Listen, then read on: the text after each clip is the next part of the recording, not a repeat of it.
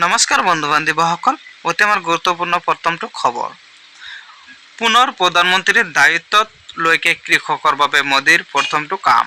কোটি কোটি কৃষক লৈ কৰিলে ভাল খবৰ। PM কিষাণ নিধি আঁচনিৰ ফাইলত মোদী মাৰিলে চহী। তৃতীয়বাৰলৈ প্ৰধানমন্ত্ৰী হিচাপে শপত গ্ৰহণ নৰেন্দ্ৰ মোদীৰ। প্ৰধানমন্ত্ৰীৰ দায়িত্বত লৈয়ে প্ৰথমটো কামৰ শুভাৰম্ভণি মোদীৰ। কোটি কোটি কৃষকৰ বাবে ভাল খবৰ। প্ৰথমটো কাম হিচাপে PM কিষাণৰ ধন মুকলি মোদীৰ। কৃষকৰ বাবে 20,000 কোটি টকা মুকলিৰ চিক্সৰ বাবে স্বাক্ষৰ মোদীৰ। PM কিষাণ আঁচনিৰ 17 নম্বৰ কিস্তিৰ ধন পাব কোটি কোটি কৃষকে। 9.3 কোটি কৃষকৰ একাউণ্টত সোমাব এই ধন। কোনসকলে পাব এই ধন? চাওক এইটো ভিডিঅ'ত। অতি আমাৰ গুৰুত্বপূৰ্ণ পৰৱৰ্তী খবৰ। ADF-ৰ সকলো বিষয়ববীৰ পৰা পদত্যাগ মাইনকাছাৰৰ বিধায়ক আমিনুল ইছলামৰ। ADF-ৰ সাংগঠনিক সাধাৰণ সম্পাদক দায়িত্বত আছিল বিধায়ক গৰাকী। লোকসভা নিৰ্বাচনত দলৰ পৰাজয়ৰ বাবে দায়িত্ব স্বীকাৰ কৰি পদত্যাগ কৰিলে বিধায়ক গৰাকীয়ে। অতি আমাৰ গুৰুত্বপূৰ্ণ পৰৱৰ্তী খবৰ, লগতে এটা ডাঙৰ খবৰ।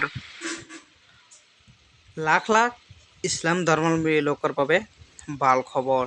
17 জুনত পবিত্ৰ ঈদ-উল আজহা। ইছলাম ধৰ্মী লোকসকললৈ দিব ওলাইছোঁ big breaking news. Lakh lakh Islam ধৰ্মাৱলম্বী লোকৰ বাবে ভাল খবৰ। 17 জুন সোমবাৰ পবিত্ৰ ঈদ-উল আজহা। কেন্দ্ৰীয় হিলাল কমিটি অসমৰ এই ঘোষণা। 17 জুনত অসমৰ লগতে সমগ্ৰ দেশৰ মুছলমানসকলে পালন কৰিব পবিত্ৰ ঈদ। অসমবাসী ৰাইজলৈ ঈদৰ শুভেচ্ছা কেন্দ্ৰীয় হিলাল কমিটিৰ অসমৰ। পৰৱৰ্তী খবৰ। মন্ত্ৰীসভাত নাই এজনো মুছলমান প্ৰতিনিধি। দেশ স্বাধীন হোৱাৰ পিছতে প্ৰথমবাৰলৈ কেবিনেটত মন্ত্ৰীত নাই এজনো মুছলমান মন্ত্ৰী। হয় বন্ধু বান্ধৱীসকল, মন্ত্ৰীসভাত নাই এজনো মুছলমান মন্ত্ৰী। মন্ত্ৰীসভাত নাই এজনো মুছলমান প্ৰতিনিধি। 72 জনীয়া মোদীৰ মন্ত্ৰীসভাত সংখ্যালঘু মুছলমানৰ শূন্য হৈ পৰিছে।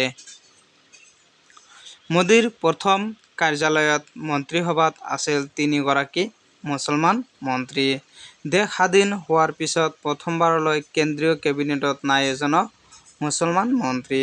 মন্ত্ৰীসভাত আছে 27 গৰাকী অন্যান্য পিছপৰা জাতিৰ মন্ত্ৰী আৰু অনুসূচিত জনজাতিৰ 5 গৰাকী মন্ত্ৰী আছে মোদীৰ মন্ত্ৰীসভাত।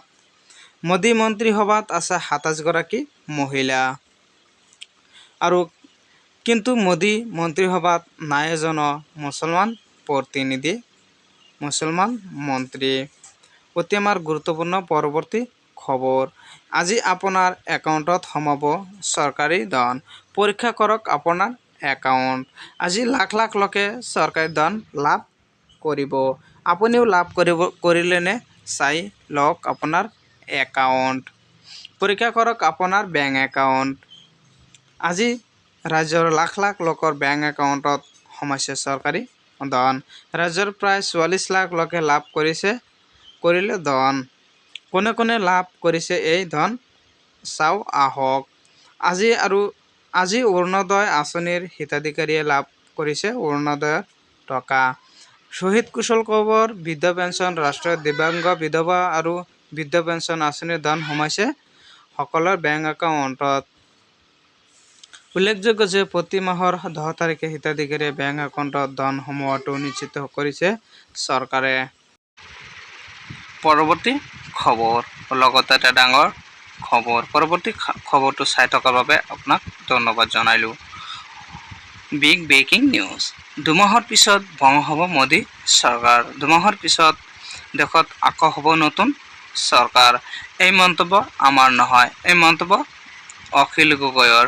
অখিল গগৈয়ে কি মন্তব্য কৰিলে চাওঁ আহক। দুমাহৰ পিছত ভংগ হ'ব মোদী চৰকাৰ।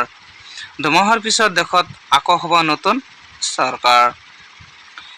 যদিহে নতুন চৰকাৰ নহয় তেন্তে দুমাহৰ পিছত আকৌ অনুষ্ঠিত হ'ব নিৰ্বাচন। মুঠতে এখন চৰকাৰ অস্থায়ী চৰকাৰ। এই চৰকাৰৰ ওপৰত জনতা ভৰসা কৰি লাভ নাই। দেশত কেৱল নৰেন্দ্ৰ মোদীৰ জমিদাৰী বুলি ভাবে। মুছলমানৰ সংৰক্ষণ উঠাই দিম বুলি নিৰ্বাচন প্ৰচাৰ চলাই এতিয়া নাক কাণ কাটিবলগীয়া হৈছে বিজেপিয়ে। এই মন্তব্য বিধায়ক অখিল গগৈৰ। পৰৱৰ্তী খবৰ, হজলৈ গৈ মক্কাত অসমৰ হজযাত্ৰীৰ মৃত্যু। অসমৰ হজযাত্ৰীৰ মৃত্যু হোৱা কাছাৰ জিলাৰ জহিৰুদ্দিন মজুমদাৰ কিছুদিন পূৰ্বে পত্নীৰ সৈতে গৈছিল হজলৈ।